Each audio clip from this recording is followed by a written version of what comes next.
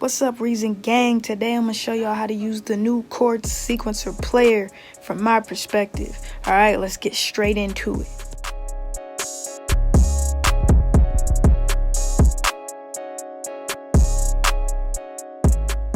So Reason dropped a new player called Chord Sequencer, and I'm going to show y'all how to use it. So let's just get straight into it. I plan on doing one Reason video a week, every Wednesday. I'm not leaving y'all, I never left. I don't have any beef with Reason.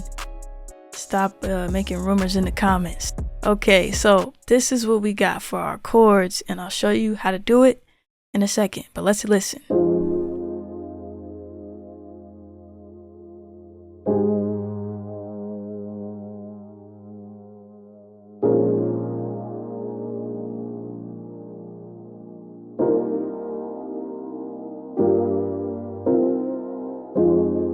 Cool, and I also ended up layering it with the basic ID8 keys.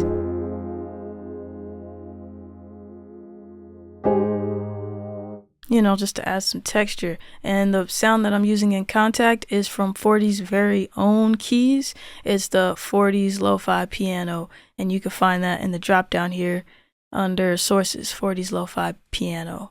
Alright, cool. So, what I'm going to do now is reset this, and we might end up with something completely different, but who cares? Alright, so now what we're going to do is take note of the chord set area here. This is where you can choose what kind of style you're going for. So we can say we want to do R&B again. If you wanted to go to jazz or lo-fi or anything like that, that's all here. I'm going to go back to R&B, which is under Soul and R&B here. And now we have a collection of chords.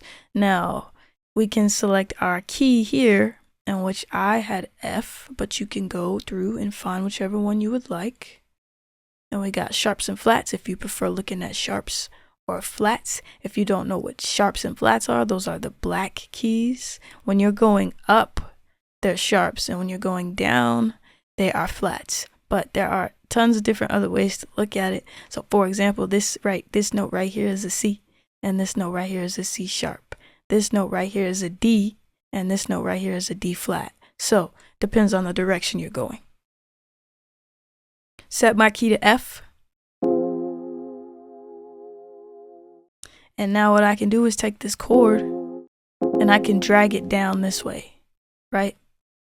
And however long I want it to play, it'll play.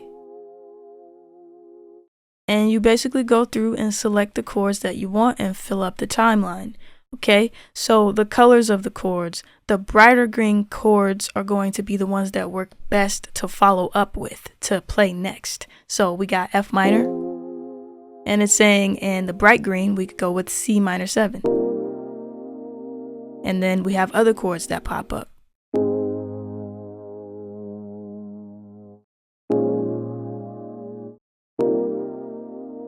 And that sounded pretty good to me. But what you want to do is go through, find a chord progression that you like, and just drag it down. So let's go ahead and do that together.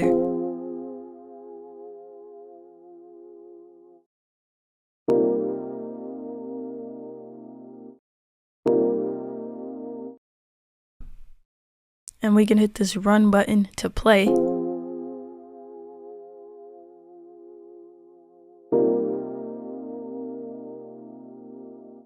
Okay, now to make this pattern longer, we have this view area down here in which we could click this to make another section.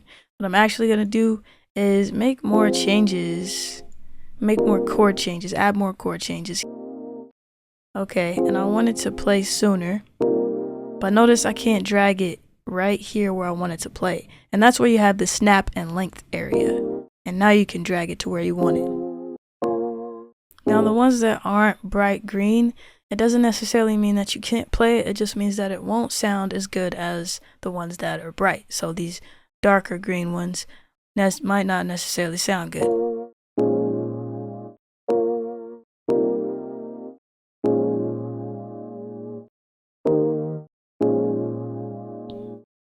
I'm going to try this timing out, and for the sake of time, I'm speeding up the tempo so that it'll run through faster.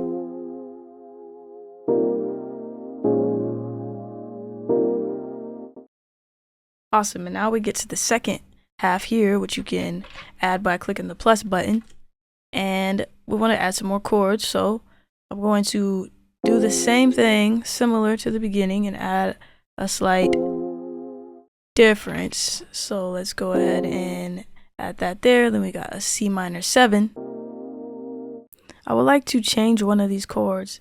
Now I'm not using this chord, so I'm going to click on this edit button here.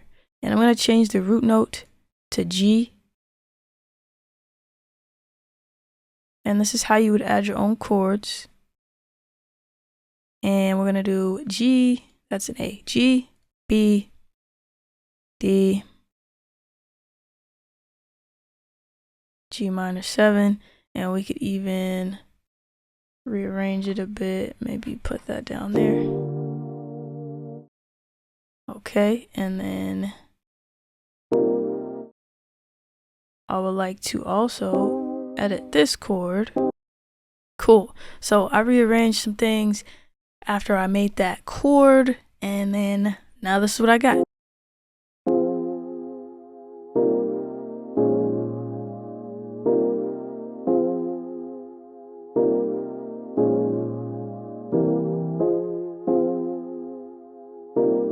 Now that we have our chords in place, let's look at the rest of the effects and the modules on this device. So we have velocity, which we can bring up a bit.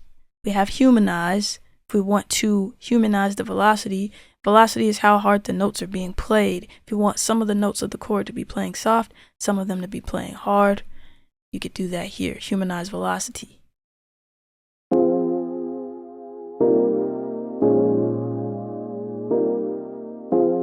You can also add timing. So this will add some humanization to the timing, whereas humans don't play exactly right on the beat, right on the click, right on the metronome. We kind of have some swing with it. So timing could help add a bit of that swing. And then remove bass is going to remove the bass below a certain key if you would like it to. I don't need to do that. You might want to remove the bass if you have a bass line playing underneath and your chords are low. But in my case, I'm not going to worry about it. I'm going to add a root note here, and this is going to add a bottom note to your chord.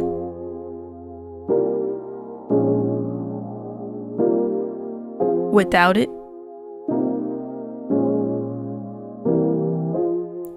With it. And a top note.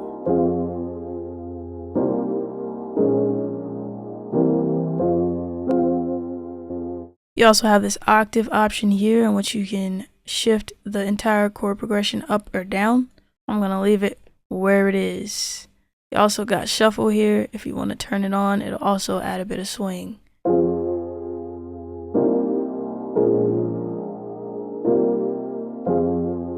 And that covers everything on the face. So let's see how we could flesh this out and make it into a complete track, or at least some kind of skeleton. I'm going to send these notes to the track, and what this is going to do is give us the exact notes of the chord. And then in that case, I can delete everything that I had before from my previous chord progression, copy this to the keys to layer it, and now we have both of these playing the keys. Those notes that we just made in the chord sequencer and the chord sequencer player. I also use this on my bass and get rid of all the top notes and just use the bottom notes for a basic bass line.